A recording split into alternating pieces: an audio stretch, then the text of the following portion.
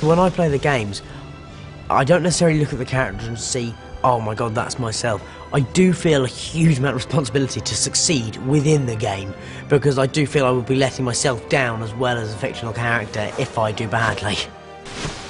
I bought the first one when it first came out, and I played it all the way through, and I got stuck on the last level. It was kind of embarrassing, and I couldn't do it, so I had to stop playing it.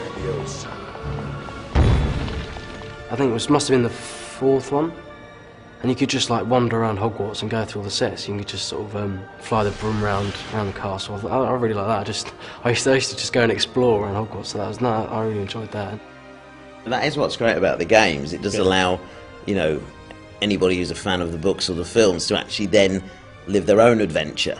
And I enjoy playing the games myself because you know, having been there, you know, having walked in the real Great Hall, you can step in there in the game, and for me it feels just the same.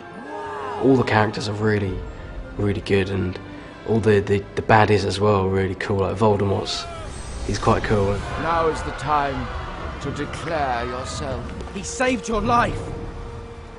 Well done, Draco. Who will be next? I couldn't be happy about being the bad boy of Hogwarts. I initially auditioned for Harry and Ron, just because obviously they were the main parts at the time, and eventually went for Draco, and succeeded in getting it. Now that's a dream job. You're for it now, Potter! The thing I like about the games is, you know, it gives me a chance to feel like I'm kind of really performing the spells, because when you do them on film, with your wand, nothing comes out, it's just a stick, whereas you do feel slightly more involved when you have a reaction from the screen in the game. I duelled with Tom Felton, and I beat him 3 times. I lost 3 games in a row, all because I felt I was slightly biased. He was playing as Draco as well.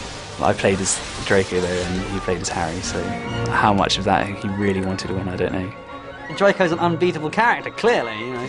I'm sure that someone taught him some moves that I didn't know, so here I was sort of flapping my arms about endlessly, and he was just doing a little side thing.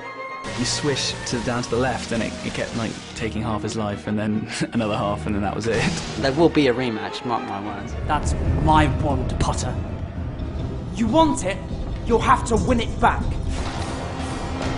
I do enjoy playing the baddie. He's just a bit more, well, fun, really, put it in a nutshell. But I do like Ron as well. I've got a little soft spot for him. I've never actually admitted that, I don't think, but I'd like to play him. He's a bit of a comedian and a bit of a klutz, in a sense, but he's also very sweet. I suppose it'd be quite cool to play Ron, yeah. Ron was always my favourite character in the books. This is Ron. Another Weasley, eh? I spent half my life chasing your twin brothers away from the forest. I've always been a really big fan of the books.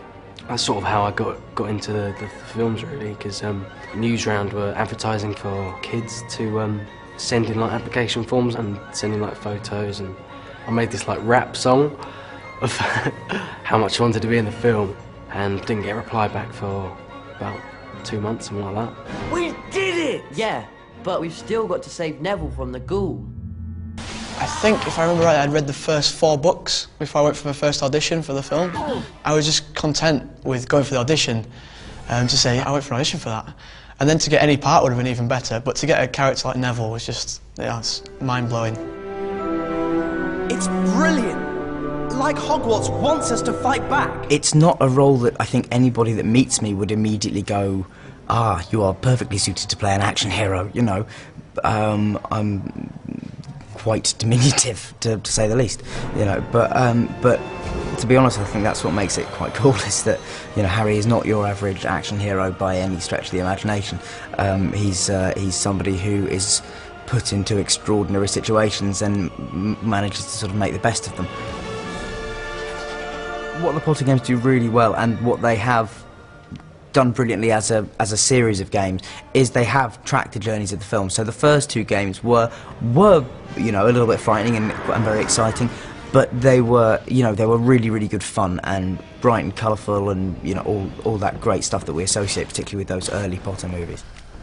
You know, as the films have gone on, they have got progressively darker along with the games, and I've just, I suppose, enjoyed seeing that transition and seeing the amount of care that's taken by the people who make the games to ensure that it is a faithful sort of adaptation of the film and of the books.